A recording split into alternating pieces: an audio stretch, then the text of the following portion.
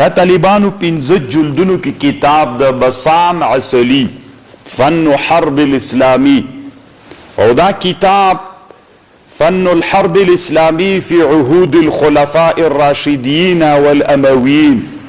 عملیات الجبهات الشمالیہ والشرقیہ والبحریہ یعنی دا مسلمانانو دا زواک پا عربانی کتاب دا مسلمانانو پا پخوا زمانہ کے اسلامی خلافتونو کے کم زواک درلود لگ لاند خبر دلتا پا دغ اغباندی کوم تاسی لگ متوجی وسی گئی طالبانو رونو واللسم کال د هجرتو بیخی ډیر مخی حالتو واللسم کال د هجرت کی معاویه رضی اللہ عنہ د شام والیو عمر رضی اللہ عنہ تے خط راولیگ یوری تاسی پا یو خبر زان پوئی کئی طالبانو د جزیرت العرب جنگون بل قسم ول انسانان باید لدین عبرت واخلی چی انسانانو پا زندونو کی فرقون رازی گورا د جزیرت العرب جنگون دسی ول د رسول اللہ ابتدائی جنگون دسی ول یو سب بدلتا و درید یو دلتا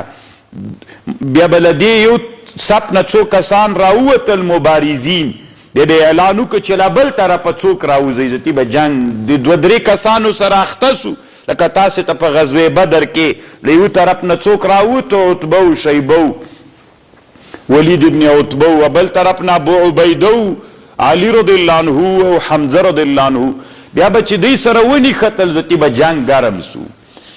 ان دا جنگ نن زمانہ کې هیڅ کېدلی نسی ګوریدان د نن عصر تقاضا دا جنگ لیونتوب د داسې جنگ چې خط کې خورته ودرېږي کنه کار به دی وکي ټول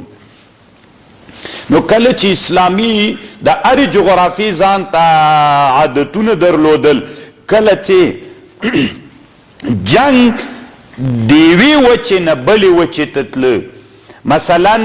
مسلمانانو شام چې ونیو له شام نه افریقا طرف ته او له شام نه د اروپا طرف ته چې دا بحر الاحمر ده د افریقا او دغه په مابین کې چې بحر قلزم ورته وی چې دا مانع ده نو مسلمانان لیوی وچې نه بلې وچې ته تلل نو د جنگ بڼه بدلیدله نو د جنگ په بڼه کې ولسم کال د هجرتو معاویه رضی الله عنه عمر صاحب ته خط راولیږه هلته د رسول الله نه د بحر په اړه باندې سپرېدلو اڅه موانع راغلی ول نو غوښتنې وکړه چې د مونږ د جهاد بڼه بدلیدونکې ده او جنگ د کشتیو د بیړیو د استولونو جنگ شروع کیږي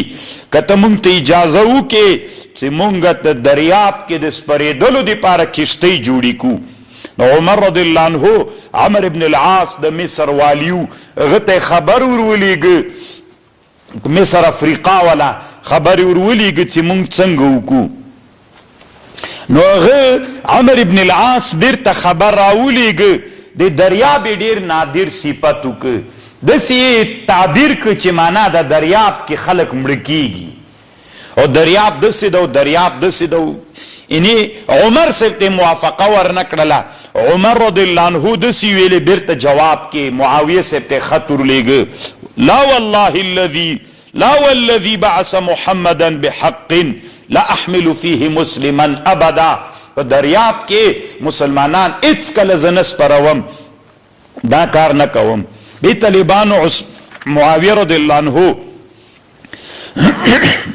نا امید نسو به عمر رضی الله عنه وفات سو د عمر رضی الله عنه د خلافت وروسته حضرت عثمان سے خلافت راغی د عثمان سے په خلافت کې بیا معاویه رضی الله عنه غوښتنه وکړه د عثمان رضی الله عنه نه چې اجازه وکړه اجازه ورته وکړه چې اجازه ورته وکړه نو اولینی د کشتیو د صنعت فابریکه چې مسلمانانو جوړ کړه اوسنی اردن کې عکا ورته وی او خار عکا مینا او عکا مدینه عکا دلته د معاویه رضی الله عنه په د شام په د سواحلو کې هغه سیمې چې هغه دریاب ته وصل وي چې هغې ته طرابلس ویلې عکای ورته ویلې او سور دا څلور ښارونه ول دلته بیړۍ جوړول شروع سول او په دې بیړیو کې هم شواطیوې وې هم صوایفې وې بعضې داسې بیړۍ چې هغه به په اوړي کې مزل کو ځکه اوړي دریاب یو حالت وي د ژمي بل حالت وي نو بیړۍ جوړې کړلې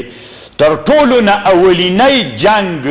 اولینی جهاد د قبرس و تاسې ماماګان غوندې یی که نه جغرافیه مو بیخي ویلې نه ده ځکه د جغرافي خبرې چې په مولیانو کې کې زه یمه مخکې چې تاسې وخت تیر کړی خبر نه یی بیخي نو طالبانو چې تاسې نقشه کې قبرس وګورئ دا یوه جزیره ده چارپیر تیر نه دریابونه دي او معاویه رضی الله عنه د قیادت د قبرس د جنگ دپاره عبدالله ابن قیس الحاصي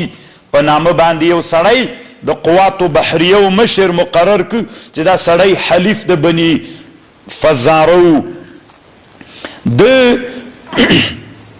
جنگ شروع کو په قبرس باندې اولینی د مسلمانانو بحری قواوه چې هغه جنگ ته داخله سوله او د کاپیرانو د بیزنیتیانو سره چې جنگ شروع کو نصرانیانو سره دې ته د امپراتوري د بیزنیتیې ویلې نو د دوی سره چې جنگ ته ور داخل سول نو اولینی د مسلمانانو هغه بحری قوات وه د هغې مشر د اسلام په تاریخ کې عبدالله ابن قیس چې لوی مشر معاویه رضی الله عنه خپله معاویه رضی الله عنه هم طالبانو دې زمانه کې دی ښځه یې ابوذر غفاري عباده ابن صامت چې بخاری کې حدیث راځي نن چې بخاری کوم باب کې دي باب غزو المرأة فی البحر دا ښځه څه نوم یې د طالبانو چې دا بحر کې نبی علیه السلام ورته ویلي ام حرام بنت ملحان دغه ښځه هم طالبانو په همدغه وار باندې د معاویه رضی الله عنه سره په بیړۍ کې سپاره سوله مقداد ابو دردا شداد ابن اوس دا هغه مشهور صحابه ول چې د قبرس طرف ته په جهاد کې د بحري قواو د مسلمانانو عبدالله ابن قیس په قبرس باندې 50 دانې د بیړیو په واسطه حملې وکړلې نو حتی طالبانو دومره کامیاب حملې وي چې په دې 50 اغاراتو بحریو کې یو مسلمان هم شهید غرق نسو ترینه دومره علمی پرمختګ یې وکړ یعنی یو ناڅاپه چې کوچان او یو دم بحری جنگ سره مخ کیږي د بیزنیتی چې کاپیران ول دی غوی د امپراتوري خلق بلد ول تیار خو یو مسلمان په دې 40 حملو کې ترنه دریاب کې ډوب نسو نو طالبانو جنگ دوام پیدا ک د قبرس فتح راغله د عبدالله ابن قیس ته بیزتی بیا ملک البحر ویلې دومره زیات شهرت دی سړی پیدا ک نو معاویه رضی الله عنه زمانه چې راغله د معاویه رضی الله عنه زمانه کې د کشتیګانو غټو کشتیو ته به اسطول ویلې طالبانو دا غټ اوس بیړۍ ورته وایي اسطول نو تنا د شام په سرحد باندې چې کومې بیړۍ معاویه رضی الله عنه په 3 ښارونو کې جوړې کړې په عکا کې په طرابلس کې طرابلس د شام کې یو طرابلس طالبانو د لیبیا د موږ 2 طرابلس لرو دې ته طرابلس د شام وي او یو د سور ښار کې ولا سوه بیړۍ طالبانو هغه جوړې کړلې معاویه رضی الله عنه انجازات البحریه فی عهد معاویه اختیار عکا مرکزا لبناء السفن وقاعدة الانطلاق قوات البحریه طالبانو دومره غټې بیړۍ جوړې سولې ته اوس ورته ګوره اعتماد نماذج من السفن والزوارق تستطيع مجابهة قطع اسطول الروم وقد تميزت قطع الاسطول العربية الإسلامية بكبر حجمها وقدرتها على زردانی داسې بیړۍ جوړې کړې چې دې ته اسطول ویلې زردانی معاویه رضی الله عنه چې دا زرو کې به یوې بیړۍ منجنیق نقل کاو منجنیق یوه ډېره درنده وسله وله منجنیق وادوات الحصار والنار اليونانیه دا د هغې زمانې وسلې ولې یوې بیړۍ به یو استول به یو منجینی قم باراو او ادوات الحصار په هغه زمانه کې به چې محاصره جوړوله دا به ځان سره بارول والنار اليونانیه نو چې دا د هغې زمانې کم رقم ته وسله والنار اليونانیه ورته ویلې دا به یوې بیړۍ باراو نو زر دانه بیړۍ چې تنا توپونه چې د هغې زمانې منجنیق توپ و دا یې باراو 200 نورې کشتۍ وې چې دې ته به بیا ماعون ویلې ناقل للجند حمولة الواحده 1000 مقاتل یوې بیړۍ 200 دانې وې یوې بیړۍ به زر نفره مجاهدین له یوې وچې نه بلې وچې ته بارول وړل به دې ته ماعون ویلې او زورق طالبانو 15,000 دانې زورقونه یې جوړ کړل 15,000 زورقه ګوره طالبانو زر دانې استولونه ول 200 دانې معاویه رضی الله عنه ماعون جوړ کړل 100 دانې سول زر نفر انتقالول او یا زر کسان ته نه ماعون انتقالول او 15,000 زورقونه جوړ کړل زورق به ورته ویلې او وړي کشتۍ څه تاسې که دا بحري قواو کله کله انټرنیټي دنیا کې ګورئ نو 15,000 زورقونه جوړ کړي یو زورق 100 مجاهدین انتقالول نو 15,000 وارې 100 خل شمیر وزي دومره ډیر د مسلمانانو هغه پوجي ځواک د طالبانو ګوره له 10 کال د هجرت نه رانیولې او تر 109 هجري کاله پورې همداسې طالبانو بیا په بصره کې په شام کې په مصر کې په دې ټولو ځایونو کې د مسلمانانو قوې موجودې وې تاسې اوس فکر وکړئ طالبانو موږ شاته تللي یو که مخته تللي یو تاسې ښه فکر وکړئ 10 کال د هجرت نه رانیولې تر 1400 کاله پورې موږ نن په ټول افغانستان کې یو نه استول لرو نه زورق لرو نه ماعون لرو من مسلمانان چې الله ورځ تر بلې نه ذلیل کوي علت مو دا ده چې واعدوا لهم ما استطعتم من قوه ومن رباط الخيل ترهبون به عدو الله وعدوكم په دې باندې معامل نه ده کړی مونږ یوناني فلسفه مدرسو ته راوړله په هغې مو ځانونه مصروف کړل مونږ ټول عمر په لاره کې تیر که د لفظ مزدوران مو ځانونه جوړ کړي لفظ داسې ده دا داسې صیغه ده دا داسې صیغه ده او دا داسې صیغه ده ټول مو په ان به یې وایې که ان به یې وایې اون به یې وایې که ان به یې وایې ټول عمر مو د طالبانو په دې کې تیر سو د علماو چې کوم مقصد چې د اسلامي امت رهبریت یې کړی وای اسلامي امت یې راپورته کړی وای دا طالبانو په 15 جلدونو کې کتاب د ګورئ فن حرب الاسلامي چې ورته ګورئ حیرانه به ورته سئ او په وروستنیو کې هم نه په 2 خلافتونو د اسلام کې طالبانو وروستنیو کې نه فی عهود الخلفاء الراشدین والاموین عملیات جبهات شمالیه او 2 جهتونه شمالی و غربی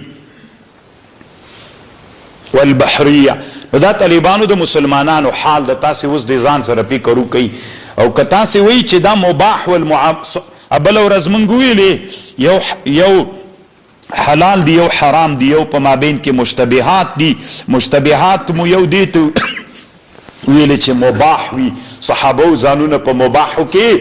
نه مصروف کول هغې د عمر رضی الله عنه نه اجازه نه غوښتله د عثمان رضی الله عنه نه اجازه نه غوښتله تر دې پورې چې الله عز وجل مسلمانان دغه حالت ته راوستل هره زمانه چې بدلیږي طالبانو انسانان باید بدل سي دغه باب چې ږدي باب غزو المرأة فی البحر امام بخاری رحمه الله چې دا باب ږدي نو امام مالک سے به ویلي شارحین د حدیث وی امام مالک سے به ویلي چې ښځه به په کشتۍ کې نه سپریږي ځکه په هغه وخت کې د حجاز کشتۍ وړې ولې هغه خو به څو ورځې مزل کو ښځو به چې اودس کو یا به قضای حاجت ته تلې عورتونه یې ښکارېدل د دې په خاطر باندې نور ورځ تر بلې نه انسان خو په یو حالت نه پاتې کیږي انسان همداسې مترقي وي که له هغه وخت نه نن موږ په بیړیو باندې عمل کړی یم نن به موږ څومره مترقي ولو دغه استولونه چې نن یې دنیا لري حتی نننۍ دنیا داسې بیړۍ لري چې هغه د د اټومي وسلو انتقال کوي، د دریاب لاندې مزل کوي، چاته پته هم نه لګیږي کومه سیزي. مسلمانان چې دي بس قرار ویده دي، یوه زړه کښتۍ له هغه سیند نه دې خواته اوړي دې خواته راوړي، هم هغه باندې پردیو تیلو باندې مزل کوي. مسلمانانو داسې حالت ته الله دې د مسلمانانو په حال رحم وکړي.